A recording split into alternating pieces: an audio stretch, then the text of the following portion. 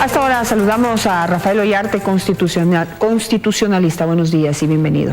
Buenos días, doña Enet. Qué placer estar con usted y con toda la audiencia de Teleamazonas. Bueno, en esta semana hay dos elecciones importantes sobre las cuales podemos conversar. Una es que ya se enviaron las ternas para poder elegir al nuevo Consejo de la Judicatura, que pues usted bien conoce que el Consejo Transitorio realmente ha causado mucha polémica y lo que urgió la elección del definitivo. ¿Cómo ve usted los perfiles presentados hasta ahora, sobre todo aquellos presentados por la Corte Nacional de Justicia, que de allí se designará quién será el nuevo presidente del Consejo de la Judicatura? A ver, hay que hacer presente que desde la enmienda constitucional del año 2011, el Consejo de la Judicatura se integra por 5 delegados, uno de una terna enviada por el presidente de la Corte Nacional, otro de terna enviada por el presidente de la República, por la Asamblea Nacional, el defensor público y el fiscal general del Estado. Yo manifiesto mi duda respecto de que habrán ternas integradas por órganos que no son definitivos. Tenemos un fiscal general que es un encargado y tenemos un defensor público que es un subrogante. Lo conveniente hubiese sido, yo creo que lo correcto hubiese sido esperar a integrar la Fiscalía y la Defensoría Pública y no hacer este acelerón que puede resultar mal. Porque la Constitución tiene algunas normas que, si bien son oscuras, pueden ser aclaradas en virtud de las leyes. Los llamados delegados son representantes de esas funciones. ¿A quién voy a representar? A quien ya no es fiscal general del Estado y a quien ya no es defensor público porque no eran los titulares de los órganos, primera cosa. Segunda cosa, respecto de la terna presentada por la presidenta de la Corte Nacional de Justicia, doña Paulina Aguirre. La Constitución indica, y en su artículo 179, y el Código de la Función Judicial en su artículo 258, que precisamente es el presidente de la Corte Nacional quien envía la terna. No indica que es el presidente de la Corte Nacional quien decide la terna. Yo sé que este vicio ya ocurrió en el pasado, pero no porque ya ocurrió en el pasado podemos seguir insistiendo en lo mismo. Una cosa es enviar la terna y otra cosa es decidir la terna, porque además tanto la Constitución como el Código de la Función Judicial indican que ese delegado preside el Consejo de la Judicatura y representa a la Corte, no al presidente de la Corte. Pero allí, entonces, ¿qué está sugiriendo usted que pudo haber pasado? ¿No hubo consulta de parte de la presidenta de la Corte Nacional de Justicia para enviar la terna? Yo no creo que deba haber consulta, debe haber resolución del Pleno, a mi juicio. ¿Por qué razón? Porque el artículo 199 del Código de la Función Judicial no establece dentro de las facultades del presidente de la Corte Nacional integrar él la terna para el Consejo de la Judicatura. Es más, hay norma expresa en el artículo 180, número 7 del Código de la Función Judicial, que establece que es el Pleno de la Corte Nacional quien designa a los representantes de la función judicial a los diversos órganos del poder público. ¿No hubo reunión del Pleno del Consejo para elegir esta terna? Entiendo que no hubo resolución de Pleno, no hubo reunión de Pleno para designar a los integrantes de la terna. Entonces, ¿es una elección a título personal de la presidenta de la Corte Nacional de Justicia? Entiendo que sí. Creo que se ha confundido, como ocurrió en el pasado, con el expresidente Ramírez y otros, de que como yo envío la terna, yo designo la terna. Y hago presente una vez más, si es que el representante de la Corte Nacional de Justicia es designado por el presidente de la Corte Nacional, tengo un problema de tiempos. ¿Qué problema de tiempos? Los miembros del Consejo de la Judicatura duran 6 años en funciones, el presidente de la Nacional 3. Ahora revisemos el perfil de las personas que ha presentado la presidenta de la Corte Nacional de Justicia. Julio Enrique Arrieta, María Rosa Merchán, Julio Enrique Arrieta y Vanessa Alejandra Aguirre Guzmán. ¿Cuál es el perfil que tienen? ¿Cómo los buscan? A ver, de lo que yo conozco, el doctor Arrieta es el presidente de la Corte de Pichincha. La doctora Merchán es integrante de la Corte Nacional de Justicia. Es decir, ambos son jueces en ejercicio del cargo. Y la doctora Aguirre es una distinguida profesora universitaria y entiendo abogada en libre ejercicio.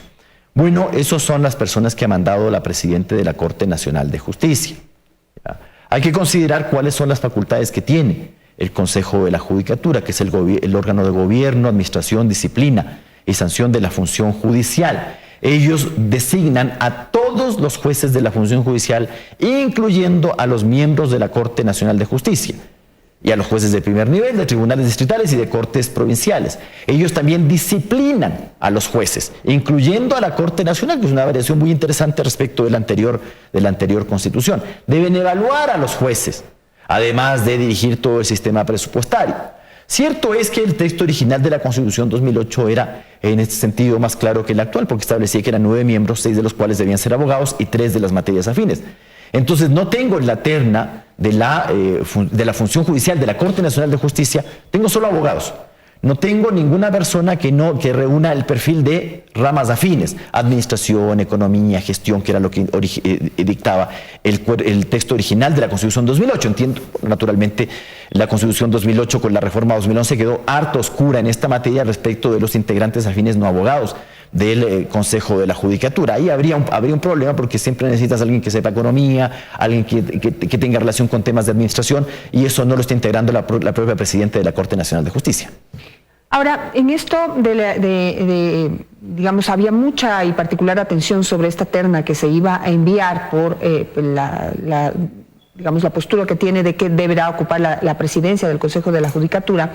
Digamos, aquellas suspicacias iban en torno a que había que mirar quiénes eran los candidatos, porque pues para que no tengan una tendencia preferentemente política antes que en beneficio de limpiar la justicia y sacarle la mano de la política a la justicia.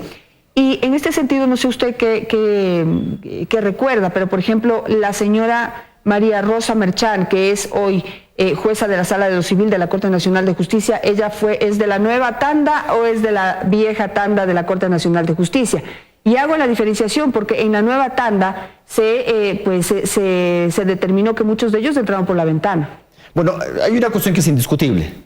Todos, a partir de la Constitución 2008, han sido designados por el Consejo de la Judicatura. ¿Cuál Consejo de la Judicatura? Los consejos de las judicaturas anteriores, el presidido por el ingeniero Rodríguez y luego el presidido por el doctor Yalc. Y una de las razones por las cuales el Consejo de Participación Ciudadana Transitorio cesó a esos miembros fue el tema de nombramientos, precisamente. Sí, yo sé que esto ha sido un problema y sigue siendo un problema, porque hay que decir las cosas. Perdone que lo diga sin ningún ambaje. El Consejo de la Judicatura Transitorio falló. Correcto. Ahora, esa falla no nos puede llamar a ser una segunda falla. Porque claro, ¿cuál era la idea del Consejo de la Judicatura Transitorio? Que priorizar actividades. La primera actividad era la evaluación a la Corte Nacional de Justicia. Yo recuerdo que el presidente de la del Consejo de la Judicatura Transitorio, doctor Merlo, hizo un señalamiento respecto del problema que ocasionaba obtener una terna enviada por el presidente de la Corte Nacional cuando la Corte Nacional de Justicia era un órgano sometido a evaluación. Bueno, pero en este caso incluso la terna no ha sido conformada por la Corte Nacional de Justicia, entonces no habría, entre comillas, esa dificultad. Entonces yo no haría diferenciaciones entre la antigua tanda y la nueva tanda, porque no hay jueces provenientes de la Corte del 97 en sentido formal, es decir, todos son jueces o del concurso del 2005. Producto del anterior Pichicorte, sino que todos son producto de los concursos organizados por los consejos de la Judicatura, que fueron pues, evaluados por el Consejo de Participación Transitorio de no buena manera, ¿no? Pasemos al otro tema que íbamos a analizar, y es la elección de la comisión calificadora para los miembros de la Corte Constitucional. Usted ha sido nominado en esa lista, en una de esas ternas. ¿Cuál debe ser primero el perfil de esta comisión calificadora y después qué tipo de miembros de la Corte Constitucional hay que elegir? Porque allí también entra la discusión de si deben tener experiencia jurídica o deben ser más probos, más independientes, digamos, de no haber tenido ningún tipo de relación ni con gobierno alguno ni con partido político alguno. A ver, diferenciamos las cosas entre Corte Constitucional y Consejo de la Judicatura. Por el caso del Consejo de la Judicatura no hay concurso para integrar el Consejo de la Judicatura, simplemente hay una veeduría ciudadana y la posibilidad de impugnación ciudadana a los candidatos. Eso se podrá ver en el transcurso de la designación del Consejo de la Judicatura. En este caso usted tiene un órgano temporal que se denomina Comisión de Selección o Comisión Calificadora, integrada por 2 delegados del Ejecutivo, 2 del Legislativo y 2 de Transparencia.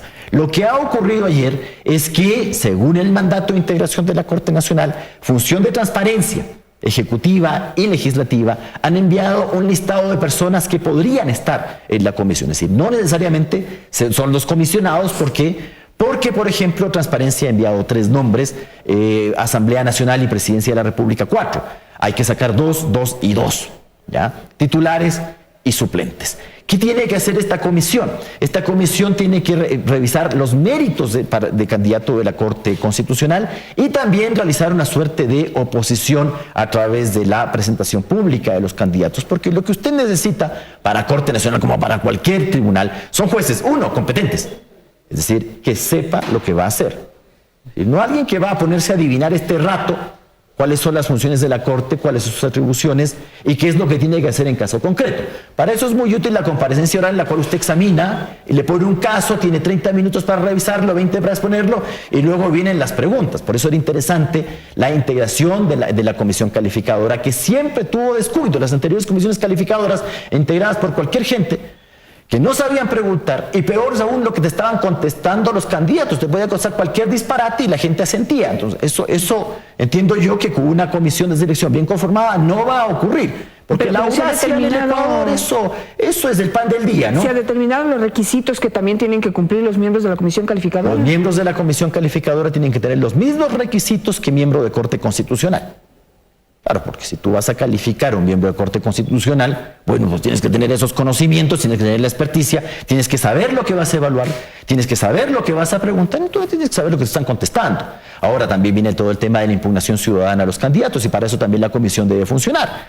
Ya, alguien dirá, bueno, esta persona tiene vinculación política, es decir, porque también requieres independencia e imparcialidad. Y la independencia, ¿cómo se mide? Que la persona no va a ser sujeto de instrucciones. Ahora, la comisión tiene una restricción. ¿Cuál restricción? Que el concurso no es abierto, como se ha dicho, es un concurso cerrado. 9 candidatos por lo menos de la función ejecutiva, 9 de la legislativa y 9 de transparencia. Entonces, obviamente, la comisión entenderá que los candidatos que tendrán serán idóneos. No creo que alguien se preste para hacer un monumental ridículo, se lo digo frontalmente, de no poder contestar preguntas que son elementales respecto al ejercicio de la función. Eso lo digo por la experiencia de los anteriores concursos. Es que uno veía preguntas con candidatos que luego fueron designados y que no contestaban las preguntas o las contestaban incorrectamente, incluso en temas que eran elementales. Eso no puede volver a ocurrir, porque además usted requiere una justicia imparcial. Claro, eso es difícil medir en un concurso, pero bueno, ese es el problema que tienen los miembros de la comisión. Veamos entonces cómo se define esos miembros de esa comisión calificadora y quiénes finalmente terminan en tan alta corte, la Corte Constitucional, que es la que tiene que preservar principalmente nuestros derechos como ecuatorianos. El tiempo se nos acabó. Muchísimas gracias, doctor, por estar esta mañana con nosotros.